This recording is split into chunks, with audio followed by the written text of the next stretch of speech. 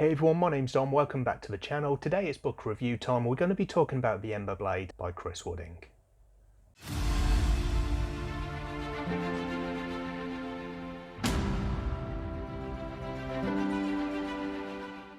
So The Ember Blade is a book that I often hear referred to as being like a modern Lord of the Rings, and I've even seen reviews that literally focus on that as what appears to be the only criteria in determining whether this is a good book or not. Now, I could make an entirely separate video on why I think such comparisons, or at least such a narrow mindset when it comes to reviewing a book like this, is a dumb thing, but that's not what we're here for today. We're here to talk about what I think of The Ember Blade itself. So like any other fantasy story, this is a novel that's got various elements that we've seen before, but they are all different because ultimately no two books are the same. By the time we're a good portion of the way through this book, we do have a group of companions who have all come together with the same common goal. Some of these fall into the category of the reluctant hero, we've got fame-hungry adventurers, we've got warriors who have a hidden past, we've also got a druidess with an animal companion. So it's a good diverse group that we follow. I think the book itself does have quite a classic fantasy feel to it, but there's also so much more to it than that, and I like the way that it all pulls it together into a coherent and enjoyable storyline. The two main characters are the young men Aaron and Cade. These are two best friends from Ossia who have very different backgrounds, and they're living under the yoke of the Croden Empire. In the wider world, there's a rebellion that's trying and mostly failing to gain traction as they look to overthrow the occupation of the Croden Empire. Key to this rebellion is the Ember Blade itself that gives the story its name. This is, although it is a magical weapon, this is more a symbol of Ossia. It's the legendary sword of the kings of Ossia, and more than any magical power that the sword itself may hold, it is more the symbol that a champion of Ossia holding this blade aloft will give to the people of Ossia that could really spark the rebellion. The problem is that the Ember Blade is held by the Croden Empire. It's essentially in an impenetrable vault in an impenetrable fortress. So naturally the quest that our characters find themselves on turns into a seemingly impossible infiltration and an equally impossible heist. The range of characters that we have here in this group I think works really well together, and I like the way that they interact. A good portion of the group is already formed. They're a group of warriors who are working together even if they do have secrets from each other, or at least a couple of the members of the group have secrets from the remainder of the group.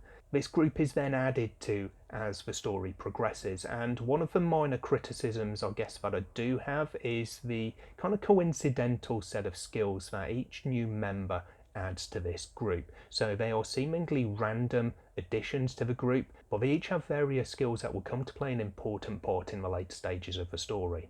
The druidess, Vika, was quite interesting for me. She has a sort of wandering sage aspect to her, although she's searching for the champion who she has seen in visions. Her magic is largely reliant on a series of potions which she has around her body in glass vials, which might seem a bit dangerous and basic, but is generally well handled.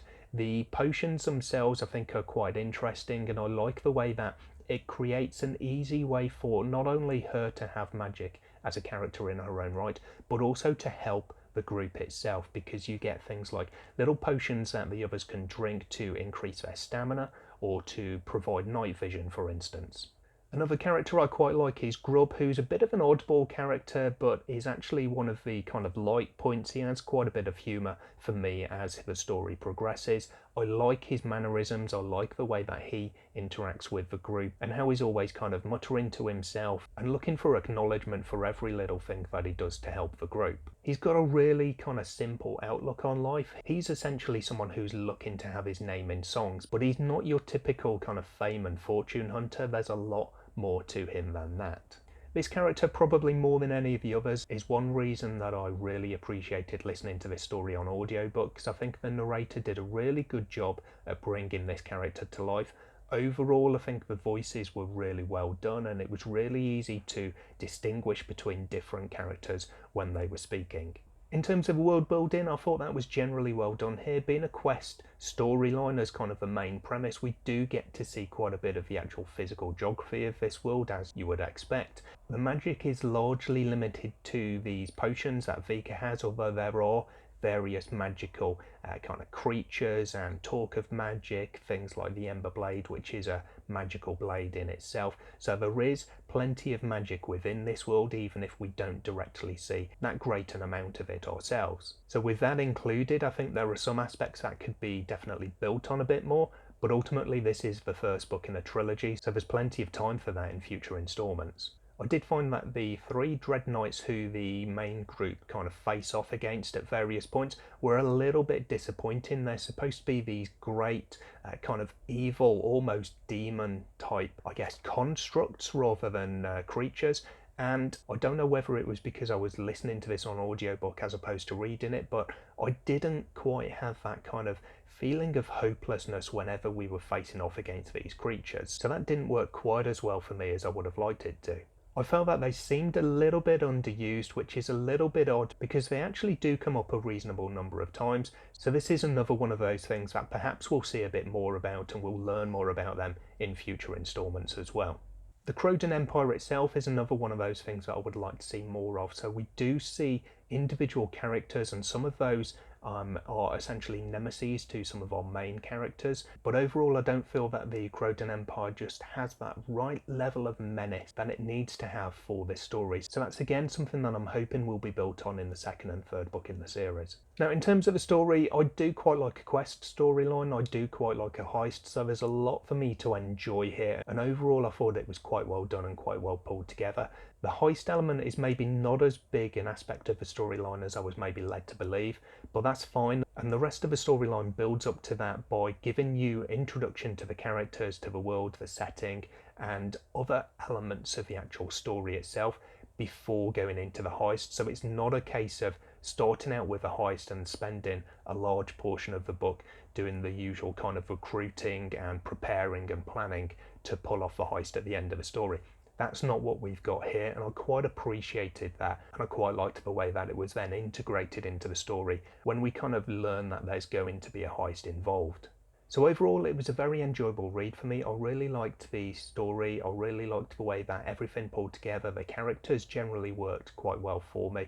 There's a summary on the Goodreads listing for this book which I actually really appreciated, and I think really sums up the Ember Blade quite well for me. It's designed to return to classic fantasy adventures and values from a modern perspective. This is a fast-moving coming-of-age trilogy featuring a strong cast of diverse characters, brilliant set pieces, and powerful character and plot-driven story. And I think that really hits the nail on the head for me. I agree with pretty much all of that, and I think it does a really good job at what it set out to do. So overall that led to me giving this 5 stars out of 5 and a definite high recommendation. So then moving on to my traditional weighted rating scale, and that enjoyment that I got from this audiobook, really appreciating the story and having a general good time with it, led to me giving it 18 out of 20 for the enjoyment. For the world building, I did like what we saw, but I wanted to see more of it. So as I say, hopefully this is something that'll really get built on in the second and third book, and we'll start to see more of Croden and more of the kind of the Empire and a bit more of the history, and maybe get a little bit more of a sense of kind of hopelessness as we start to really build on this rebellion. So this one is something that really could do with a bit of development, but was still good for what we got, and I gave it 16 out of 20. For the characters, I really enjoyed these. As I say, I really appreciated the voice, not only in terms of the narrator and the voices used for the different characters, but just that they are in fact different characters, and each character that we do get into the head of has their own voice. So I really liked this. Again, as you'll find with the opening book in a series, there's more work that can be done here as we get deeper into what drives these characters and obviously start to have new characters introduced as well, but this one I gave 17 out of 20. For the plot, I did like most of the aspects to it. There were a few little slow bits here and there. It maybe took a little while to get started. There were also a few flashback sequences that I didn't really appreciate. They did give us obviously a bit of history and backstory of some of the characters, but it just didn't quite work for me. So that was a slight letdown. Overall though, I did enjoy this storyline, and I gave this another 16 out of 20.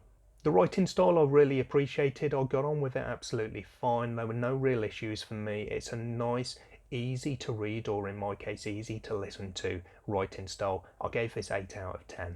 The pacing's another one that I thought was really good. So as I say, it did have those few slightly slower points that just didn't quite work for me as much, so I gave this one 4 out of 5. And then for my discretionary category, I've given this one 2 out of 5 because it's got a really nice cover. I really do like that blue and black with the really nice bold text. You can't miss that, although it doesn't look out of place on the cover, so I really like that. And the audio as well, the narration, as I've said, was really good. I really appreciated the narration that we got here. So overall that adds up to 81% for the Ember Blade by Chris Wooding, a really good score. I really had a good time with this book, and a high rating gives it a high position in my overall Hall of Fame. So this one finds itself sitting at equal 18th in the table.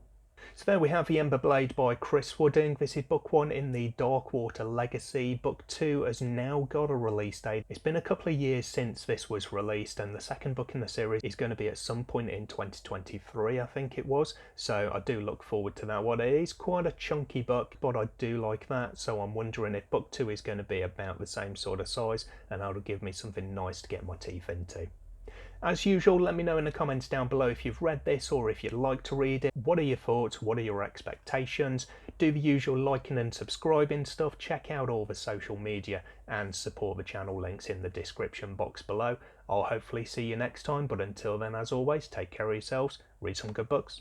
Bye for now.